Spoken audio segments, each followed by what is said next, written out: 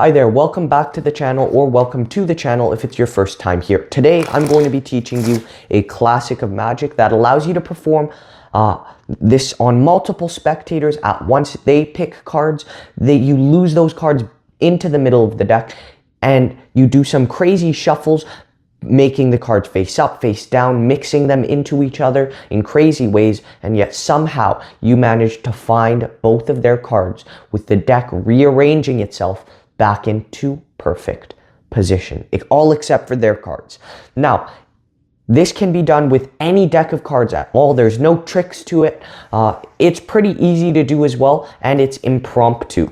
So you can grab a deck of cards, watch this video, and then just practice it, watch it a couple more times, and then go out on your way and perform for your friends and family. Now, without further ado, let's get into a quick performance of this effect.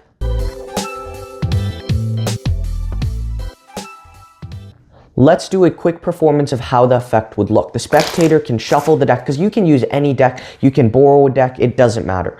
And let's say we're performing this for 2 spectators. You could perform it for more than 2, but I like doing it for 2. So each spectator selects a card. The first one takes one out, it doesn't matter which one. The 7 of diamonds in this case, and the spectator also selects one. The 10 of clubs. Great, and they could have had any one of these 52 cards. I'd ask the spectator now to just say the word stop, either of them, just say stop. Right there? Okay. At that point, I'd take both of their cards back right where they told me stop. And we'll give it a little mix. We'll even give it some cuts to bury those cards in. And we'll give it a riffle shuffle. In fact, let's take it up a notch. Let's make this even more chaotic. Let's shuffle some, do a sloppy shuffle. Let's just shuffle some face up, some face down, more face up into the face down piles. And this is super chaotic. It's mixing all the cards face up into face down. It's crazy. Now there's some face to back cards. There's some back to face cards. There's all kinds. There's more back to face cards. There's even, in some cases, a back to back card. Now, although the deck is super chaotic and random right now with just a snap of the fingers, everyone snap at once on 3. 1, 2, 3. Just like that, the deck reorganizes from chaos to order. You'll see now every single card is face down. Every single card except 2 cards. The spectators' 2 selections. And that is what the effect looks like. As you can see, it's a very strong effect, and you can perform it for more than 2 people. You can do it for maybe even 3 or 4. Now, let's get right into the tutorial of this trick. I like to hand the spectator the deck to shuffle at the beginning because it feels more fair. But in truth, the shuffling doesn't even matter. The order doesn't matter. As I said, any deck of cards will work. This is impromptu. So, here's where the method lies. Let's say again we're performing for 2 people. They each select a card. The 7 of clubs and 6 of spades.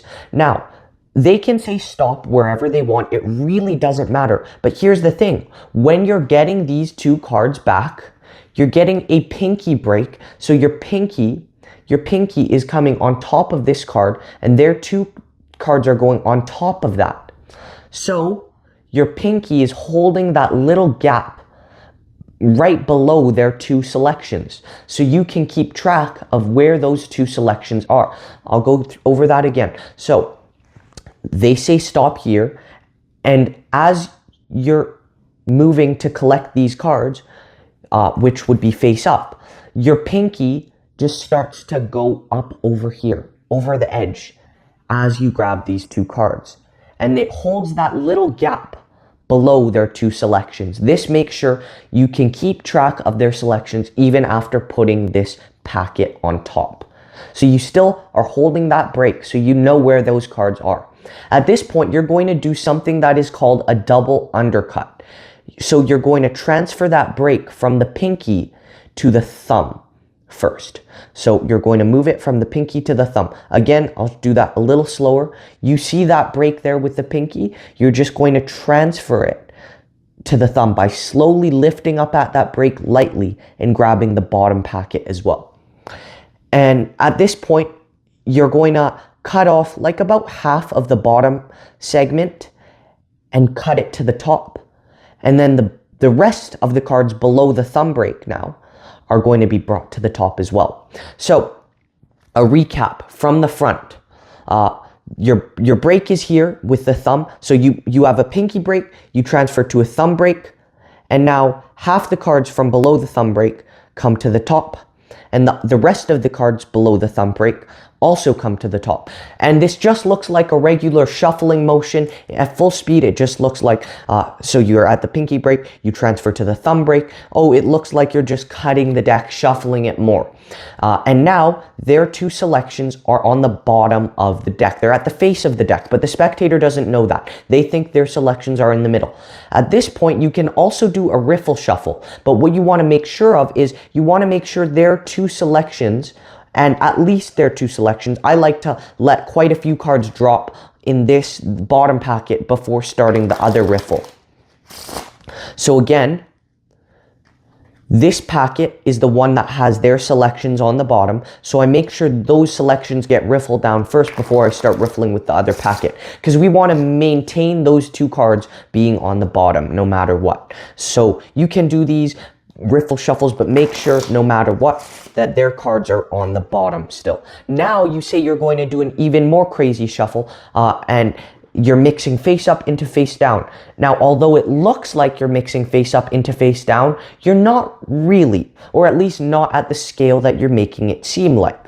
So when you're doing this sloppy shuffle, you're turning over the top packet, a small packet, face up, and pushing off more cards and flipping it over again, pushing off more cards, flipping it over again, pushing off more cards, flipping over again, pushing off more, flipping over again, pushing off more, flipping over again, more again, more again, more again, until you reach the bottom two cards. That's where their selections are. Their selections are on the bottom two. You're not going to flip the bottom two, but you're going to grab all the cards, the rest of the cards except the bottom two, and you're going to flip this whole thing and move it underneath the bottom two. Now, the spectators are going to think at this point that the deck is really, really well mixed, face up, face down, all interlaced, but in reality, this is the position of the cards. You'll see half of them are face down, half of them are face up, and then we have their two selections on top. Again, I'm going to make this a broader spread so you can see. Half the cards, the bottom half are face down, the next half are all face up, and the top two cards are their selection. But they don't know that. They think it's some super crazy mess of some face up, some face down, all sorts of things. Now, here's the thing. You're going to show and demonstrate some cards are face up, some are face down on the back, some are face down, some are face down, some are face up on the back, and then you're going to look for a little gap, and at that gap is going to be between the back to back.